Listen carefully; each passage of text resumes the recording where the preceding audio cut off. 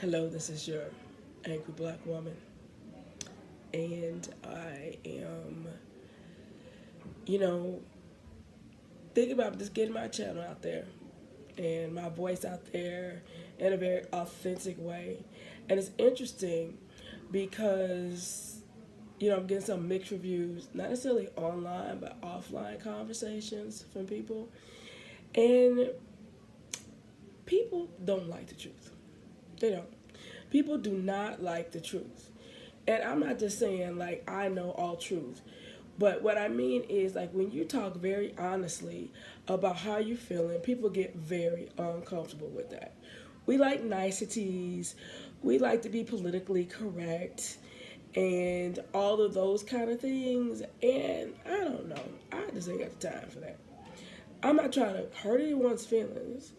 And I think that I'm a pretty kind person. I was gonna say nice, but I'm not really sure about that. Maybe. I think most people think that I'm nice, you know. But I am very honest and just very truthful about what I'm thinking or feeling. And it makes people uncomfortable because most people do not want to deal with the truth. People want to deal with the truth that they've created, with the truth that they've made about their lives because it's just more comfortable. It's easier to build a lie than it is to deal with really what is. And I understand that because I lived with a lie for a very, very long time. Growing up in a very dysfunctional household, I learned how to live with a lie. I learned how to put a fake ass smile on my face and act like everything is okay. I learned how to keep my mouth shut and not tell family secrets. I know that very well how to do that. Growing up in a home like that and then subsequently being in a marriage where there was abuse going on, verbal, emotional abuse and stuff like that. And he tried to hit me. But I'm like, this is where we're going to have to draw the line. Okay? Because I just wasn't in the mood for that.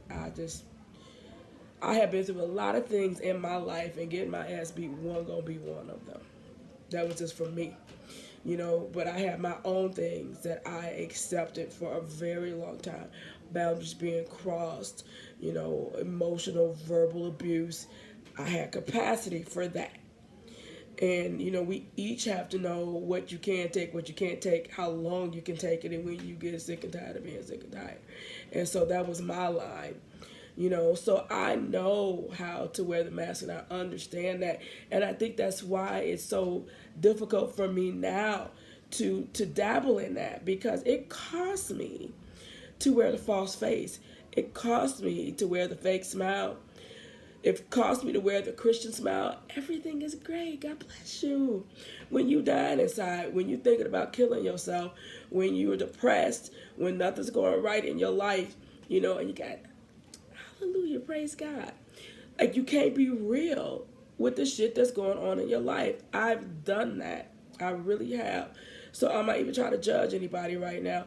I'm just saying I'm through with that because it was toxic for me. I was dying on the inside.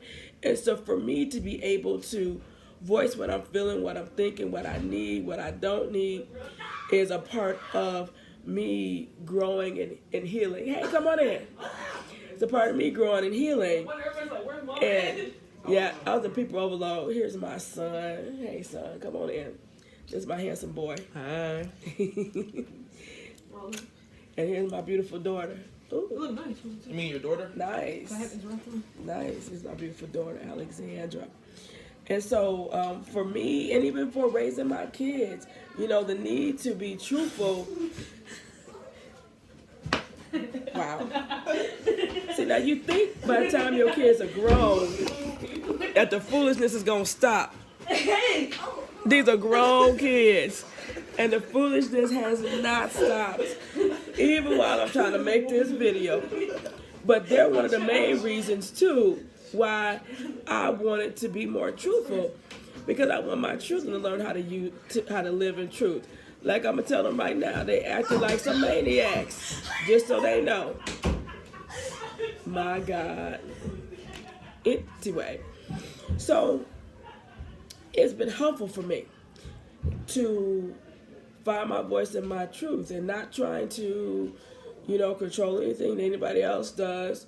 because I have enough on my plate trying to do what I'm doing, you know, but expressing it and trying to express my truth in the most honest way, in the most palatable way, which sometimes it doesn't really matter how you say it.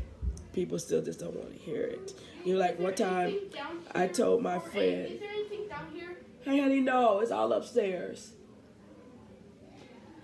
Like one time I was with my friend and I told her she had something in her nose, you know, trying to be discreet, while at the same time thinking, I don't want my friend walking around with this humongous booger in her nose, right? And I said, you have something in your nose. She looked at me and she said, what? I don't know, a Mack truck, a car, apartment building. What's mostly? A booger, girl. You got a booger in your nose. What you mean? Why did I have to? I had already told her she had something in her nose.